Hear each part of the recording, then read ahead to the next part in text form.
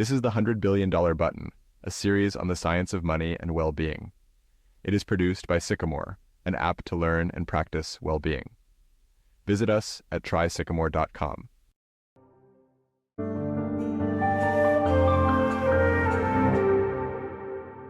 In this series, we've been considering what pressing a $100 billion button would do for us.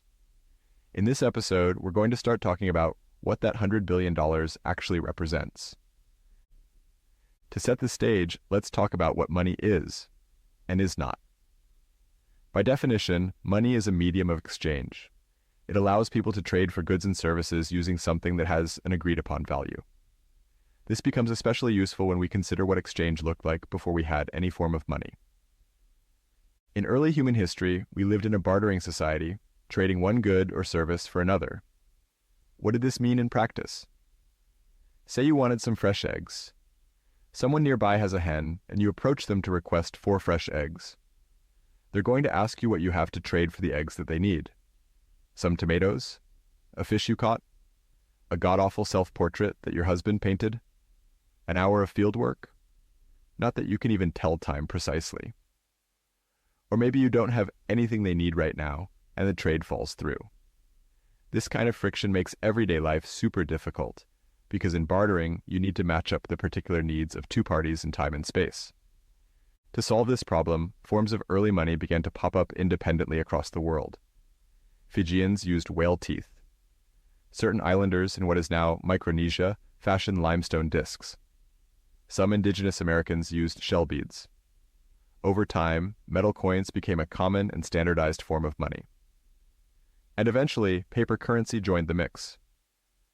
As we have transitioned into a digital age, money has increasingly lost a physical presence, more often exchanged by way of credit card swipes and phone taps.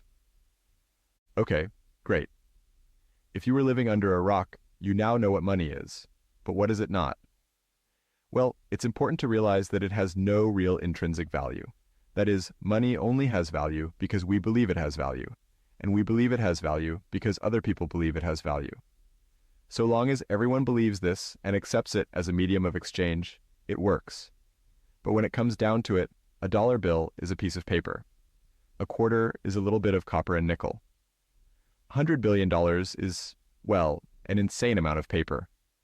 None of this is 100% worthless on its own, but money is only really useful in what value we place in it. To illustrate this, it's helpful to consider what happens when this belief in money falls apart. This can and does occur, notably when governments fall or extreme inflation makes the value of money less and less stable. In the early 1920s, Germany faced hyperinflation that eventually meant that it took 1 trillion German marks to equal 1 American dollar. Wheelbarrows of money could not afford even basic goods. In the 21st century, Zimbabwe has faced similarly extreme inflation, with a peak inflation rate of 230 million%. This led the country to issue 100 trillion Zimbabwe dollar notes, each worth about 40 American cents at the time. To put that into context, if our green button had been for 100 billion Zimbabwe dollars, it would be worth fractions of an American penny. In such a world of hyperinflation, the value of money is lost because people don't believe in it anymore. No one wants to hold money for long because it will rapidly lose purchasing power. In both Germany and Zimbabwe, the local currency ultimately had to be replaced. This whole process eroded the life savings of millions of people. But let's go even further. Suppose that the apocalypse hits tomorrow. Nuclear, zombie, alien, take your pick. If the world's governments and financial institutions collapse, the value of any currency becomes suspect awfully quickly. In this universe, you, with $100 billion in the bank, start looking an awful lot like everyone else. Not only do you likely lose access to electronic funds, but even if you could withdraw, or had a 68-mile high stack in your backyard, your money wouldn't be trusted. Suddenly we are catapulted back to a bartering world. Chances are that if you are listening to this, however, the apocalypse has not hit. Further, you likely live somewhere where money's value is relatively secure. You can trust your bank to not run off with your money. You can trust your government not to take your money outside of legal taxation. And while there is always some level of inflation, a central bank keeps this from getting out of hand. In other words, your new $100 billion can be trusted for what it is, a medium of exchange. But that's all money is, a medium of exchange. It represents the possibility to exchange that dollar bill for something out in the world. Some object you want to own or rent, some experience you want to happen or to avoid. More of it means you can exchange for more things. Less of it means you can't. And if you don't spend it, nothing outwardly changes in your life at all. So when it comes to living a good life, money appears to be just a means to an end, since money on its own is just the possibility of some exchange.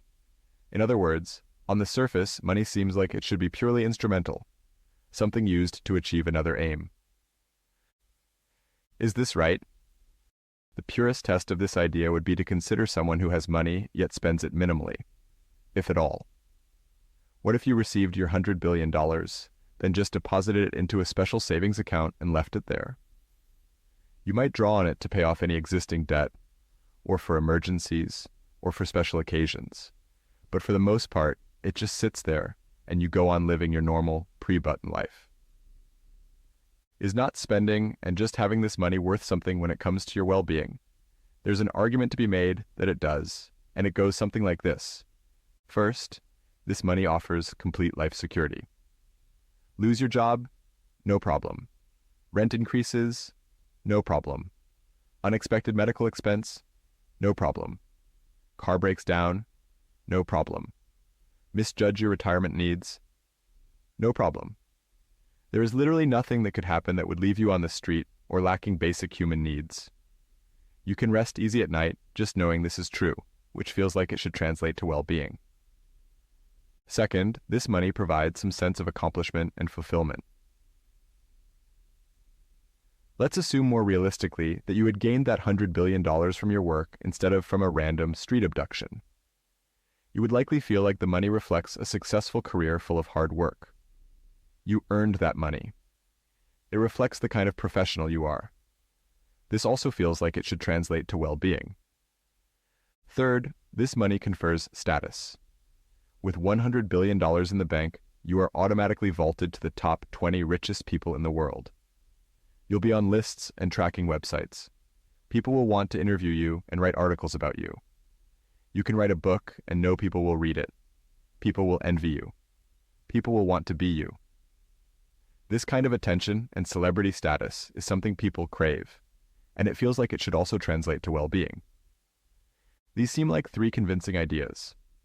Unfortunately, the current research on money and well-being is not granular enough to say with certainty the exact mechanisms by which money affects well-being.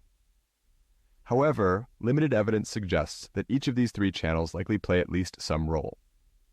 Having a sense of financial security is a clear input into well-being, and comes up in the research by Matt Killingsworth that we previously covered.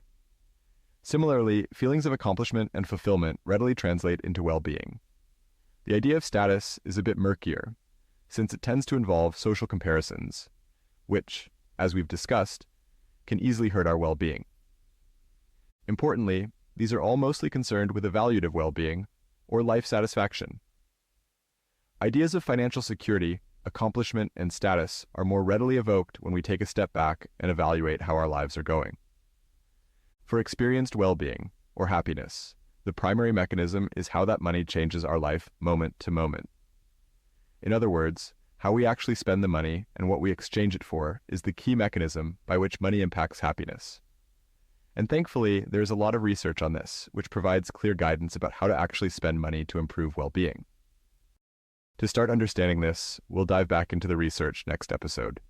Stay tuned.